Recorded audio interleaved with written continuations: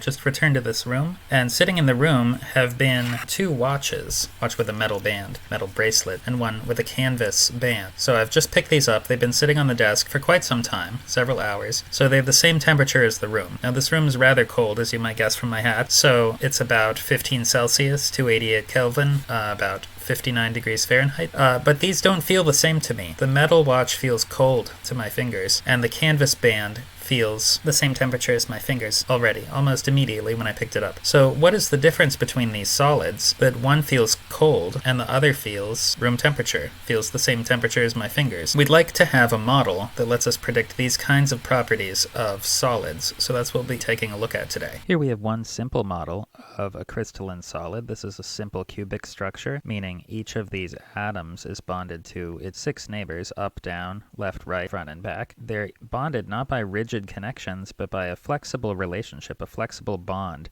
that allows each atom here to oscillate along the x direction, y direction, and z direction, which you might recognize as degrees of freedom in its ability to move and store energy. This is a fairly simple model using Hooke's law springs to connect these atoms, which are all identical in mass, and the springs are all identical in spring constant. But we could simplify this model further. Right now, this cube has 4 by 4 by 4, 64 atoms, but we could reduce the size of the crystal. 3 by 3 by 3 looks simpler, but we could simplify further. A single cube of just 6 atoms in a cube, that's simpler. But could we go even simpler? A single atom with degrees of freedom in x, y, and z, that's about the simplest solid that we can model, unless we wanted to look at a one-dimensional solid.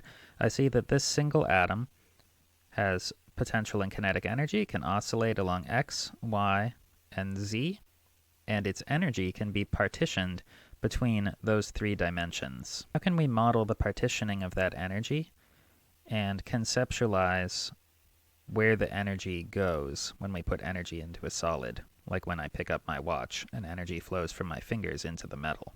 The model we're talking about is called an Einstein solid. Yes, that Einstein. This model comes from 1912. Let's go over the model assumptions. We assume that the solid is composed of n harmonic oscillators. Here I've pictured just one harmonic oscillator. Or is it? This is actually 3 harmonic oscillators associated with a single atom. We're interested in the number of oscillators, not just the number of atoms. And in 3D, one atom is 3 oscillators because we have 3 translational degrees of freedom. Second, these are not classical harmonic oscillators. They're quantum harmonic oscillators, so we have a countable number of energy units, or quanta. Third, the oscillators are all identical, and their quanta are all identical. Let's simplify the picture a bit. Degrees of freedom are essentially boxes that we can put units, or quanta, of energy in. So let's draw those 3 boxes for this atom. I have 1, 2, 3 boxes representing the x, y, and z directions. We can get rid of that atom now. So we have 3 degrees of freedom, and what do we put into those? Quanta of energy. If there's just one, it's called a quantum. I like to call it an energy byte. It looks like a cheese ball to me, but the traditional term is quantum. These are a lot like cheese balls. They're all identical, they're full of energy, but they don't actually have color, shape, size, or flavor. So how many units of energy are we talking about? Let's consider 4 units of energy. So I could take all 4 of these quanta and put them in a single oscillator. This would mean that the atom is oscillating just in the x direction.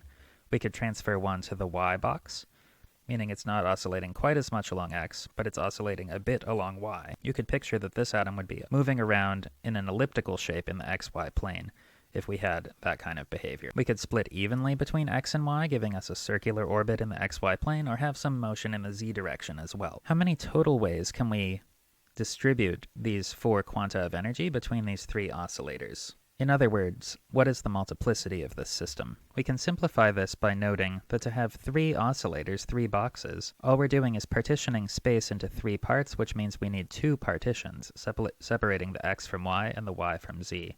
With those partitions in place, we can get rid of the boxes. It's always nice to reduce the dimensionality of a model, so let's line these all up in a row. And notice that what we have here is a collection of 4 dots and 2 sticks. We've asked what's the multiplicity of an Einstein solid with n oscillators and q units of energy, but another way to phrase that same question is how many ways can I arrange q balls and n-1 sticks? Notice we're considering n-1 because to divide space into 3 groups, I need 2 partitions. Here's one way we've looked at. We have 2 in the first dimension, then 1 in the second dimension, and 1 in the third dimension. We could have 1, 2, and 1, 0, 3, and 1, 0, 4, and 0, 1, 3, and 0. These are all ways of arranging the energy.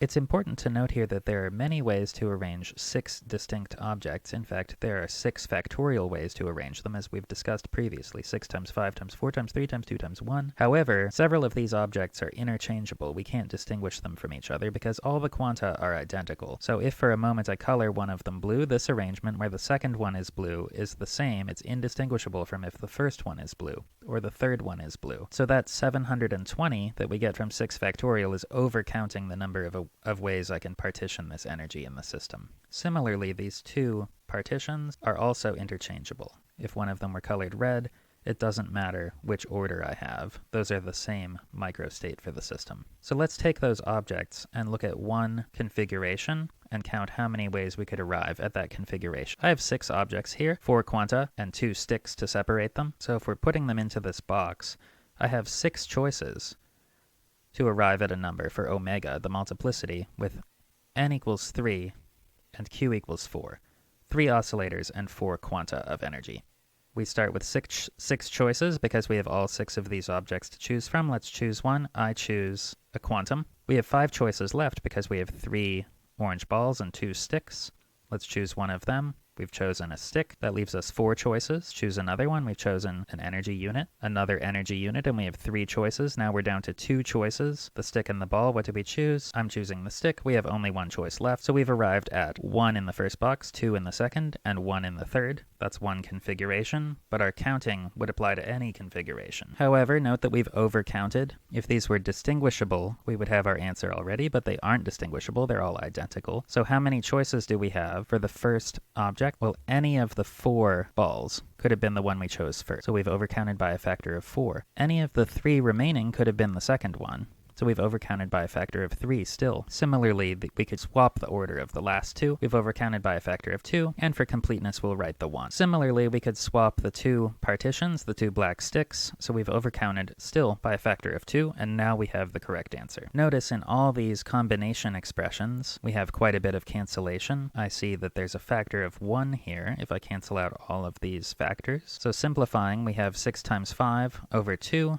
30 over 2 is 15 ways of configuring 4 units of energy among 3 oscillators. We want to think about where these numbers came from, this 6, this 4, and this 2, in terms of the n and the q that we started with, because what we want to model is not a single atom, but something more realistic. I said more realistic, like this. We have moles and moles of oscillators, and probably many more energy units than that even, if it's at room temperature. So we need an easy general formula. Where did the 6 come from? It came from the fact that we have 4 units of energy plus n minus 1, 2 in this case, boxes. So the numerator is going to be q, the number of energy units, plus n minus 1, the number of sticks we need to divide into n boxes. Then in the denominator, our first parenthetic expression will be the number of quanta, and our second will be the number of boxes. So this is the general formula for the multiplicity of an Einstein solid with q units of energy and n oscillators. In our next video, we'll see that really interesting behavior starts to come about when we have 2 Einstein solids and we put them in contact with each other and examine how they partition energy.